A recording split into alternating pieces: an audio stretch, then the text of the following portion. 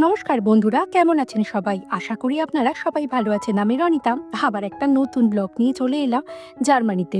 আর আজকের ব্লগটা আমার কাছে খুবই স্পেশাল। কেন জানেন?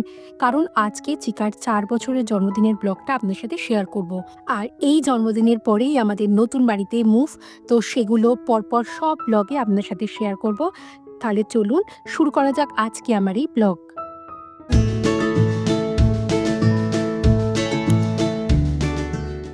আমাদের যেন এখানে গরম আর পড়ছে না। প্রতিদিন বাইরে বেরোনোর সময় ভাবি আজকে হয়তো আর জ্যাকেট লাগবে না, কিন্তু এমন টেম্পারেচারের হাল, মানে দিনের বেলা ধরুন সব থেকে গরম ওই ধরুন ২১ বা ২২, আর রাত্রিবেলা সেটা আবার ১৪ কি ১৫। তো এই হয়েছে ভীষণ অসুবিধে, তো জ্যাকেট তো পরতেই হচ্ছে। আজকে চিকার জন্মদিনের আগের দিন, তো আমি একটু যাচ্ছি মাটন আর চিকেন কিনতে। ডুসেলডর্ফে একটা দোকান আর কি সন্ধান পেয়েছি, যেখানে চিকেনটা একদম ছোট্ট ছোট্ট করে কেটে দেয়, একদম আমাদের দেশের মতো। এটা আমার কাছে খুবই মজাদার এক্সপিরিয়েন্স। ইন্ডিয়াতে যেমন সেই ছোট ছোট করে চিকেন কেটে দিত, সেরম করেই এরা চিকেন কেটে দেয়। তো সেখানেই আজকে যাচ্ছি, তো আপনাদেরকেও শেয়ার করব।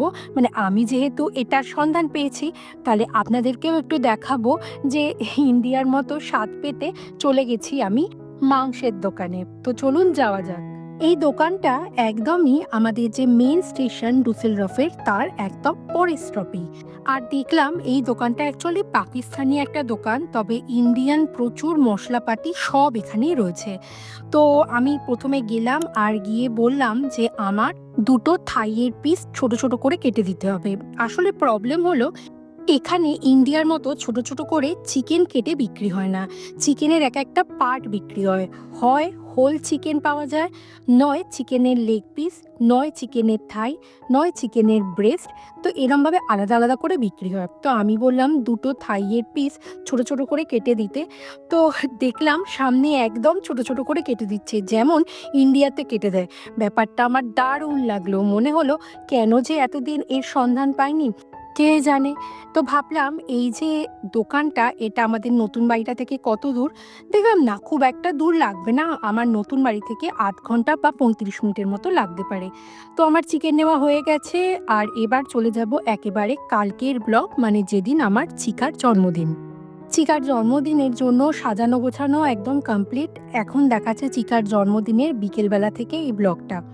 আমি সামনে যেটা ভাজছি এটা হলো কাঁকড়ার একটা চপ। টার্কিশ দোকানে এটা আর কি ফ্রোজেন বিক্রি হয়, তো সেটা কিনে এনেছি। দারুণ দেখতে লাগছে এবং খেতেও এটা দুর্দান্ত। এটা স্টার্টার হিসেবে রাখবো। আর পাশে আমি আলু ভাজা ভাজছি একটু পোস্ত দিয়ে। আর এই দিকে যেটা আপনি দেখতে পাচ্ছেন, এটা চিকার আজকের জন্মদিন, এটা অমৃতা দিয়েছে। ওই আর কি ফিশিং টাইপের, ফিশিং ম্যাগনেট। দারুণ ইন্টারেস্টিং গেমটা। Happy birthday to you. Happy birthday to you. Happy birthday dear Deeparun. Happy birthday to you.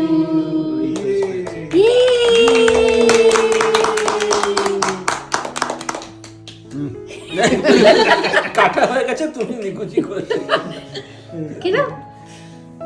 Yam yam সকাল থেকে গাইছে। বাবা রয়চে গিয়ে দাও, রয়চে গিয়ে দাও। গিয়ে দেখে শুনি একটু, যদি শিখতে পারি কিছু। এটা তো কাটছে।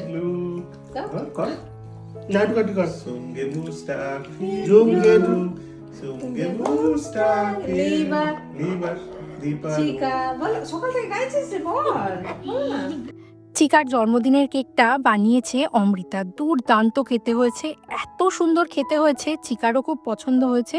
চিকা যদিও সবার সামনে খায়নি, তবে সবাই চলে যাওয়ার পর চিকা কিন্তু কেকটা খেয়েছে, ওর বেশ ভালো লেগেছে। সত্যি দুর্দান্ত বানিয়েছে এই কেকটা, মনেই হবে না এটা কোনো দোকানের নয়।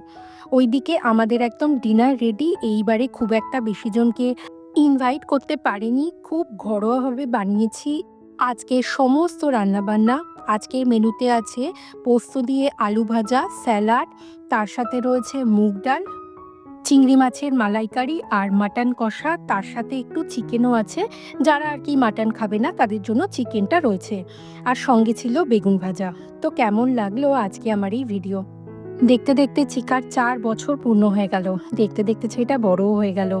আমার চিকাকে আপনারা প্রাণ ভরে আশীর্বাদ করবেন যেন ও বড় হয় এবং ভালো মানুষ হতে পারে। তো চলুন আজকের ভিডিও এতখানি থাক। আর ভিডিওটা যদি ভালো লাগে প্লিজ একটা লাইক করে দেবেন। ইউটিউব থেকে দেখে থাকলে আমার এই চ্যানেলটাকে সাবস্ক্রাইব করে দেবেন, আর ফেসবুক থেকে দেখে থাকলে আমার এই পেজটাকে ফলো করে দেবেন। তাহলে চলুন খুব তাড়াতাড়ি দেখা হবে পরবর্তী ভিডিওতে। ততদিন পর্যন্ত আপনারা সবাই ভালো থাকবেন। বাই।